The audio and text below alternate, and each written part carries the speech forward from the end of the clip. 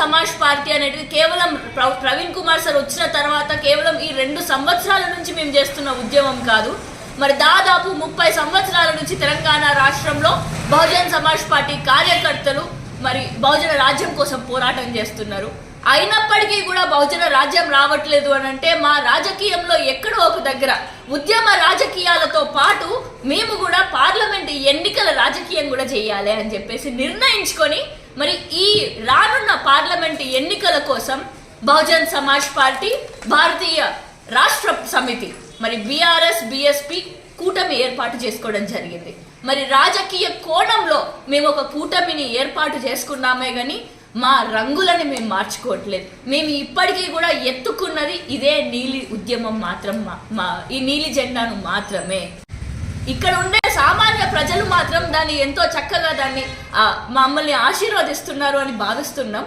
కానీ కొంతమంది వాళ్ళ రాజకీయ ప్రయోజనాల కోసం, ఇంకొంతమంది రాజకీయంతో సంబంధం లేనటువంటి వ్యక్తులు, కేవలం యాక్టివిస్ట్ గానే ఉన్నటువంటి వ్యక్తులు కూడా మరి ఈ బీఆర్ఎస్ బీఎస్పీ అలయన్స్ ని కొంచెం తప్పు మార్గంలో వెళ్ళడానికి ప్రయత్నం చేస్తున్నారు.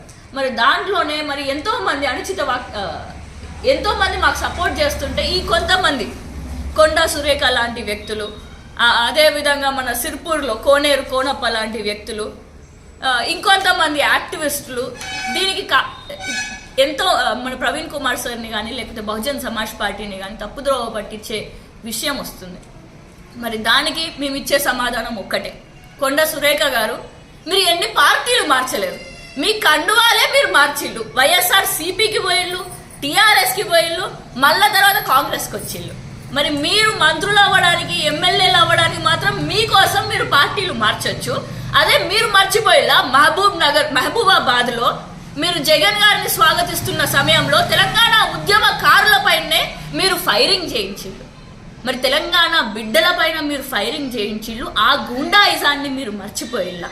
ఆ గూండాయిజాన్ని మర్చిపోయి నేడు బహుజన వర్గాలన్నిటికీ కూడా నాయకత్వం వహిస్తున్నటువంటి మరి డాక్టర్ ఆర్ఎస్ ప్రవీణ్ కుమార్ గారిని ఆ విధంగా అనడం తప్పు అని చెప్పి మీరు మర్యాదపూర్వకంగా మెదులుకోవాలి బహుజన నాయకుడి పైన అని చెప్పేసి మిమ్మల్ని కోరడం జరుగుతుంది. ఇంకా ఎన్ని రోజులు ఈ ఆధిపత్య వర్గాల దగ్గర మీరుంటారు?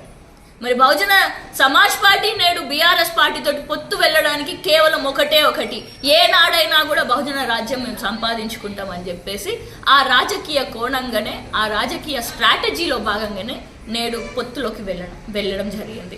అదేవిధంగా మరి ఇంకొంతమంది డాక్టర్ ఆర్ఎస్ ప్రవీణ్ కుమార్ గారు అమ్ముడు వెళ్ళేది ఆయన ఎంపీ అవ్వడానికో లేకపోతే ఒక్క వ్యక్తి గురించి కాదు బహుజన్ సమాజ్ పార్టీ ఉన్నది అని చెప్పి నేడు మీరందరూ కూడా గుర్తుంచుకోవాలి. అదే వ్యక్తి నేడు డాక్టర్ ఆర్ఎస్ ప్రవీణ్ కుమార్ గారినే ఇదే కాంగ్రెస్ పార్టీ మీకు టీఎస్పీఎస్సీ చైర్మన్ గా ఇస్తాము అని చెప్పేసి వాళ్ళే అనడం జరిగింది. అయినా కూడా బహుజన రాజ్యం కోసం ఆయన కాంగ్రెస్ పార్టీకి కానీ లేదా టీఎస్పీఎస్సీ చైర్మన్ కమిటీ ఉంటే మరి బహుజన రాజ్యం కోసం బహుజనుల కోసం పోరాటం చేయలేమని చెప్పేసి నేడు ఎన్ని ఉన్నత మంత్రి పదవి వచ్చినా కూడా నాకు అవసరం లేదు అని చెప్పేసి మరి వారిని అలాంటి పదవులని సైతం త్యాగం చేసి వదులుకొని మన రాజ్యం కోసం వస్తున్నారు. మరి వీటన్నిటినీ కూడా ప్రజలందరూ కూడా చూస్తున్నారు, గమనిస్తున్నారు.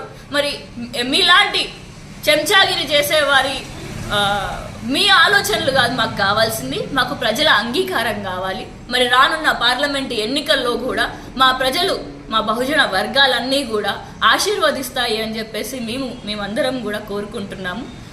అదేవిధంగా మరి రేవంత్ రెడ్డి గారు కూడా ఒక్కసారి గుర్తు తెచ్చుకోండి, ఇదే రేవంత్ రెడ్డి గారు టీడీపీలో ఉన్నప్పుడు కాంగ్రెస్లో సోనియమ్మ గారినే బలిదేవతగా చూపించింది.